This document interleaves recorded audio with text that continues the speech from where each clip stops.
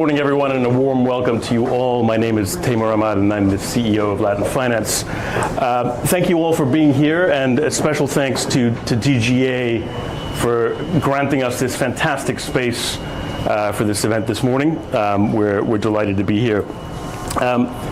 As many of you know, Latin Finance has had a long history, not only of chronicling, but also recognizing excellence across various domains, both through our magazine and through our daily news service over the years. And we do this through our editorial awards, and that includes, of course, recognizing excellence in economic policy making.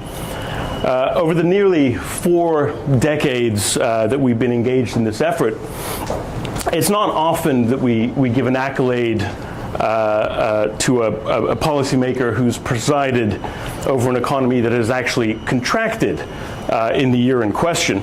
There, of course, have been some notable exceptions. A couple come to mind. Fernando Enrique Cardoso, Guillermo Ortiz are two that come to mind, both prior winners of this award who were forced to take bold and decisive action to stem spiraling economic crises in their respective countries. Today, Argentina's economy minister, Luis Caputo, inherits this distinction for having accomplished what few thought was possible in such a short period of time, a momentous fiscal effort that has in turn helped stabilize inflation, while at the very least laying the foundations for sustainable economic recovery in his country. The award for Finance Minister of the Year is not a statement or a judgment on what comes next. Our editors certainly appreciate the scale of the challenge that lies ahead for Argentina, and of course understand as well that success is not a foregone conclusion. But our judging panel has deemed it fitting to draw attention to the tremendous and difficult work that's been done over the past year to get to this place, where a meaningful conversation can now be had about a better economic future for Argentina. Minister Caputo needs little introduction. A former banker and academic, he's held positions as finance secretary and minister of finance in prior administrations, as well as president of the central bank. It's an honor for us, on behalf of the entire team at Latin Finance, to present him with the award for Finance Minister of the Year and to invite him to share some thoughts with you all this morning.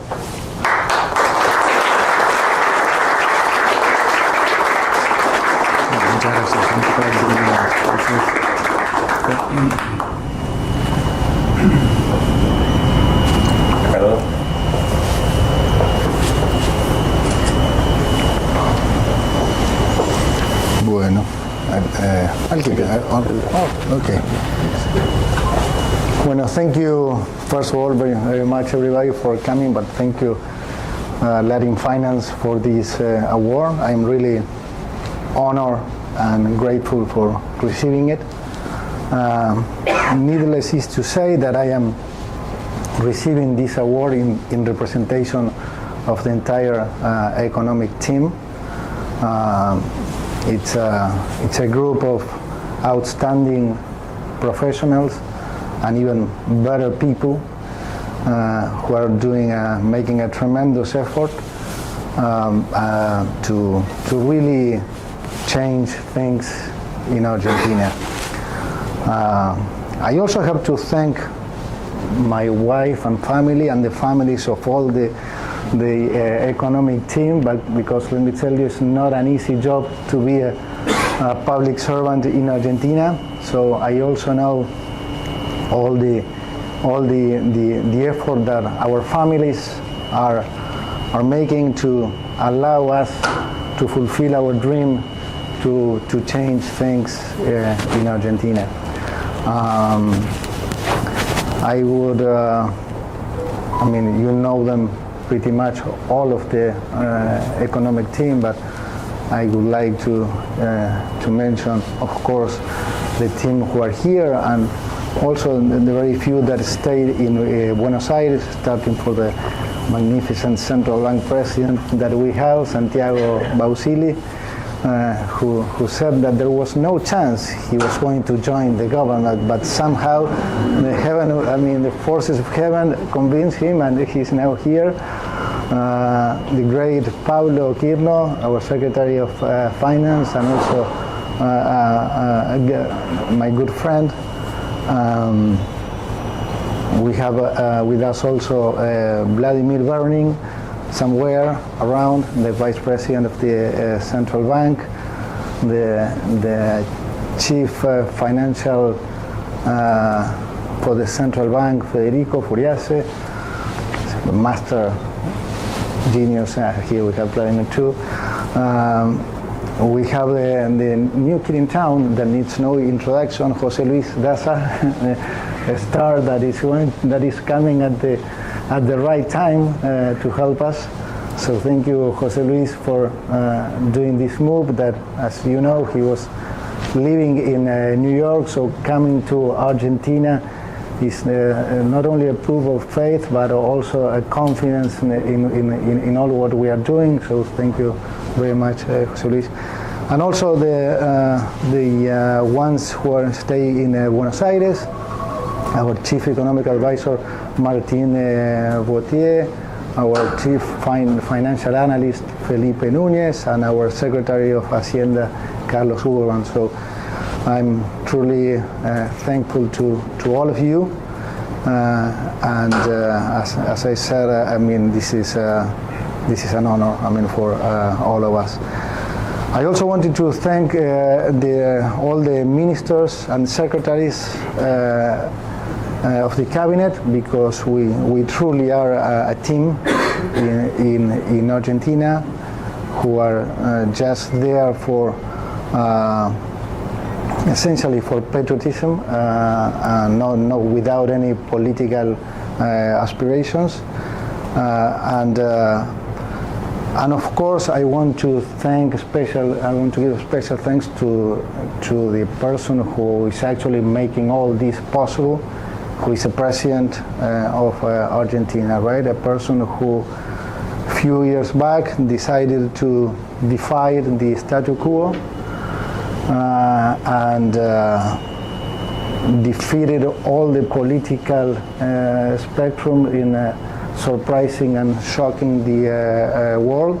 I want to thank him for trusting on us, for supporting us in every decision that we make, and also for his tremendous courage, conviction, and determination to carry out all these structural and economic reforms that the country needs, and for making most people in Argentina believe that a change is possible, to give us that hope that, believe it or not, after so many failures, most people in Argentina had already lost.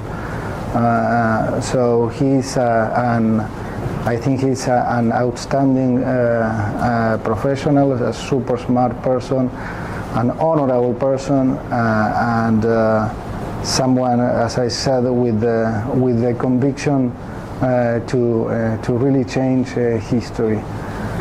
So as I used to say, there are times in history where history changes, believe it or not, and I think this is one of those moments. So I would say that there is no doubt in our mind that this time Argentina will rise, and it will become the freest country in the world and the fastest growing economy, as Jose Luis says, for the next 30 years. So this is the moment, and thank you very much.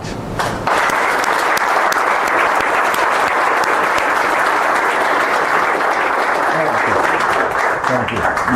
Now, I've been asked to also say a little bit about what we've been doing and maybe why this time is different, something that a lot of people ask. I think This time is different for two reasons. One is because of what I've just said. We have a president who has the political conviction and courage to promote macroeconomic order. Most of the times in Argentina we live through economic distress. We have faced fiscal deficits 90% over the last 123 years, financed in different ways, either raising taxes, printing money, or borrowing debt. The very few times that we enjoy some macroeconomic prudent moments or orthodox were just because we were coming from a crisis, market that had made a brutal adjustment. So naturally there were a couple of years of recovery, but why was never lasting? Because we never had actually the conviction that that was the right path. So I think this time is different because this president has given a lot of proofs that he is 100% committed to that. And the latest things has been the budget that we sent to Congress, and even the veto that he did for the last two laws that the opposition tried to pass in order to hurt the fiscal equilibrium.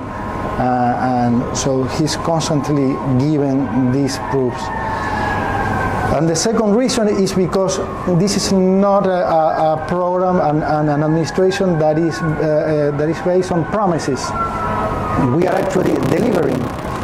It's not that we are promising that we are going to go to fiscal equilibrium. We are in fiscal equilibrium. We are not promising that the central bank will not print more pesos. Santiago is not printing any more pesos. We are not promising that we are going to end up with the remunerated liabilities. We ended with the remunerated liabilities. We are not promising that inflation is going to go down. Inflation is going down.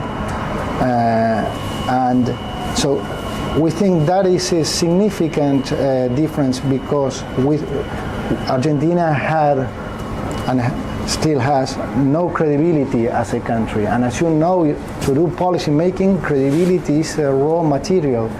So it was extremely important for us to deliver so that we start regaining credibility as a country and as policymaker. And that is our job now. I think we are doing our best. We feel, as I said, very confident that we are not going to move from this path. That's the major guarantee that we can give to all of you as investors into the real economy or financial investors. We will fulfill with all our obligations. We will respect private property. And Argentina is a rich country, so if we behave correctly, the country, as I said, will grow, and we will hopefully continue surprising the world. Thank you very much.